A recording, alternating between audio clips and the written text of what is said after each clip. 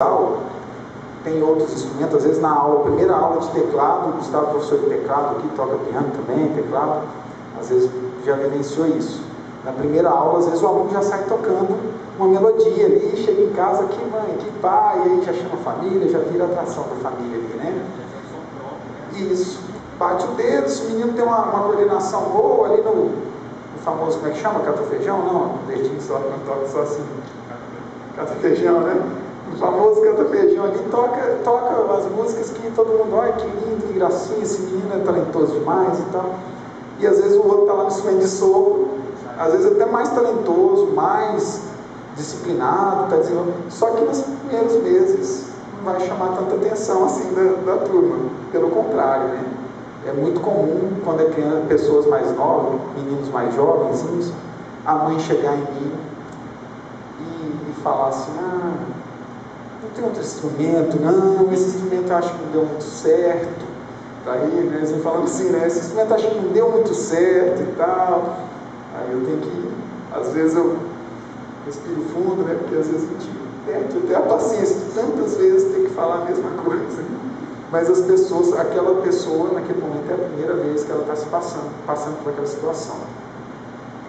Então, desde o início aqui, né, uma coisa que eu fiz questão de colocar, o Gilmar pediu um release ali, né, eu para colocar ali, né, eu falei, vou colocar a formação, né, eu fiz questão de colocar o ano que eu comecei a estudar música formalmente e aonde. Eu comecei numa banda de música, assim como o que o Gustavo não começou na banda, né, Gustavo, mas com o instrumento de sopro foi na banda, né, então tem uma vivência muito grande da formação de uma banda de música. A Derlane começou mais ou menos na década de 90 também, né?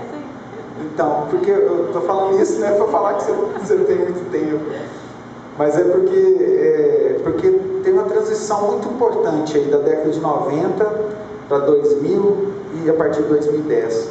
Essa questão da informação mudou muito, né? Na nossa época, eu comecei na década de 90, com meus 10 anos de idade lá, a informação que eu tinha sobre o instrumento de sopro e a referência que eu tinha era o meu maestro e os músicos mais experientes que tocavam. Eu até falo para meus alunos, o primeiro saxofonista profissional que eu vi tocar era um sargento reformado, que reformou e voltou para a cidade e começou a participar da banda lá. E ele nem era dos grandes saxofonistas, assim, era um saxofonista que tocava já com mais experiência, que já tinha percorrido, convivido, visto de perto outros instrumentistas de um nível mais alto. Disco, CD, isso eu falo para meus alunos, assim, alguém falava, eu lia sobre um músico, sobre um saxofonista, que era o instrumento que eu ficava buscando, né? Eu tinha que ir conversando com um, com o outro, e conversando, de repente, um falava, meu tio, acho que tem um disco desse cara aí. Aí eu tinha que pedir, me leva lá, pede para ele deixar eu gravar uma fita. E aí antigamente tinha umas pessoas que tinham uns mitos, né, sobre gravar fita, gravar, não, ele não deixa gravar, ele não presta, emprestaram. É raro a pessoa que te prestava um vinil, ainda mais se fosse uma pessoa mais velha. Eu chegava lá com meus 13, 14, 15 anos, pedindo um disco emprestado, cara, esse cara vai arranhar tudo meu disco, né? E esses discos de música instrumental, jazz, né, tudo importado na época, não tinha nacional, então eram discos mais caros mesmo. Hoje eu entendo eles, mas na época eu ficava muito mordido. E às vezes o cara fala assim, não, tal hora você vem aqui e tal, que eu ouço, que eu ponho para você ouvir. Aí eu fiz isso mais de uma vez, aconteceu isso daí na casa da pessoa, ficar lá, ele pôr a música do lado, porque o que ele queria escutar, e mostrar o tempo que ele queria, e eu era a única opção. Então, o acesso à informação, a referências, eu acho que essa é a palavra diretamente ligada a nós aqui, a música. As referências que a gente tinha, o acesso a essa informação, essas referências, era muito mais escasso, né? Por anos na minha vida, a referência que eu tinha de saxofonista era o Kenny G. E nem era o tipo que eu gostava, nem quando eu era novo. Nunca gostei muito dessa linha. Ele é um ótimo saxofonista. Eu acho ele um cara muito importante para o saxofone, para a música instrumental. Ele e um outro do piano, Richard Clayton. Acho que eu já falei isso em sala de aula, né, Fernando? São dois caras que é mais ou menos a mesma linha, instrumentos diferentes, mas é a linha o quê?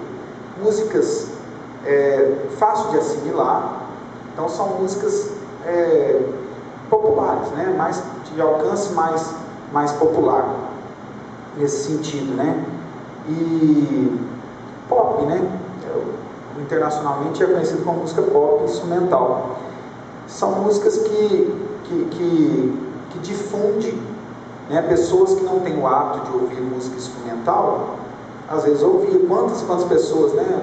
Os meninos são saxofonistas agora, os mais jovens eu não sei, mas o Gustavo ainda sentiu isso, que eu vou falar, que as pessoas chegassem e falar: você toca saxofone? Toco. Nossa, adoro Kennedy. Aí você, pô, Kennedy, legal, né? Bom, né? Então é a referência que a pessoa tem de saxofone. E isso é muito bom, porque difundir o saxofone, até hoje, o instrumento mais procurado na banda de música e conhecido é o saxofone. Teve um ano que a procura foi flauta, maior que sax. Que teve uma novela que o cara tocava flauta transversal. Naquele ano, apareceu um monte de gente querendo aprender flauta transversal. Aí eu falava assim: você assistiu a novela? E ele: não. Mas queria flauta, não sei porquê, né? Então, mas isso é importante, né? Isso não é ruim quando aparecem essas pessoas que difundem um estilo musical mais pop, né? Principalmente quando é bem tocado, igual, né? Citando o Kennedy aqui, toca muito bem, ele tem um estilo muito bem definido, né? Tanto é que o cara está lá, milionário, não é à toa, o trabalho dele rodou o mundo aí. E é muito importante difundir um instrumento que hoje eu toco e ensino para vários alunos aí. Então, eu falei tudo isso sobre essa questão da dificuldade de informação. Eu acho que isso é o grande diferencial, eu acho que em todas as áreas. Eu acho que toda área que você vai ver palestrante falar, pessoas mais experientes falar, a grande mudança é a velocidade de informação, né? Eu não esqueço, uma vez o Gustavo estava fazendo aula comigo, vou citar aqui como exemplo, Gustavo, bem no começo ainda, né, aquela empolgação, né, quando a gente está mais novo. Eu falei: você tem que escutar John Coltrane. Já escutou? Não, ainda não. Então, escuta lá, você sabe baixar, você já sabia fazer, até hoje ele que faz as coisas para mim de computador que eu não entendo. Bom, aí baixei a discografia, acho que foi isso mesmo, baixei a discografia. Eu falei: nossa, você escutou o disco tal? Eu escutei a música tal. Aí eu falei: e a outra tal? Assim, ele falou: não, essa eu não escutei. Tem que escutar o disco. Porque às vezes a gente baixa. Hoje o problema é diferente, né? Antes eu falei que a gente não. O exemplo que eu quero dar é esse, ó. Isso não era peculiar do Gustavo, não. O Gustavo ainda era um cara que eu falava as coisas, ele ia lá e fazia, e sempre estava pesquisando. Outros nem isso faziam. Então, assim, baixava a discografia, mas não ouvia nenhuma música inteira. Esse que é o problema. Então, assim, hoje a gente tem muita informação, muito de tudo. Pô, quero estudar na improvisação. Aí você vai ver, hoje eu tenho, nem sei quantos métodos que eu tenho de improvisação. Aí de repente eu falo assim: pô, não estudei nenhum, né? Tem 20 métodos, mas não estudou nenhum. Então, escolher uma linha nessa fase inicial, assim, escolhe um, você tem acesso à informação, a referências, né? Busca as referências, suga, né? Tinha um termo antigo, tem até um filme muito importante aí na arte do cinema, que é o Laranja Mecânica, que era um termo, esse filme Laranja Mecânica saiu de um termo que tinha na década de 70, que era da laranja mecânica, que falava meio sobre isso, de, né, sugar a laranja, sugar o caldo até o fim, deixar só o bagaço, entendeu?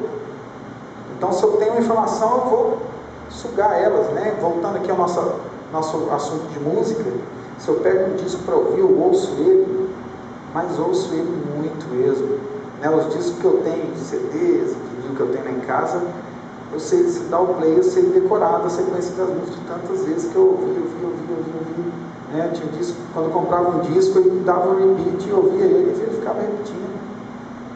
E isso eu faço até hoje, né? Hoje tem Spotify, né? Tem um outro aí que é o Deezer. Se eu começo a ouvir um disco, ele fica ali, já toca automaticamente, eu começo a repetir. De repente minha esposa fala, já é a terceira vez que está tocando esse disco aí, vamos trocar, né? Mas é porque você está tentando assimilar, cada vez que você ouve, você percebe uma coisa nova ali. Então é aquela coisa da laranja, né? Chupar o caldo até o fim mesmo, né? Então cada vez que você ouve, até uma hora que você ouve, já assimilei toda essa informação, né? E se é um disco, se é uma linguagem, ou músicas que eu estou estudando para tocar, aí mais ainda. Aí eu ouço, vou lá, toco, ouço, toco junto, tocar junto, né? Se possível, se for uma gravação que você está tocando, é legal a gente estudar coisas, né, que a gente fala de transcrição, de tocar junto, para aprender a tocar. Você tem a chance de tocar com os melhores do mundo ali.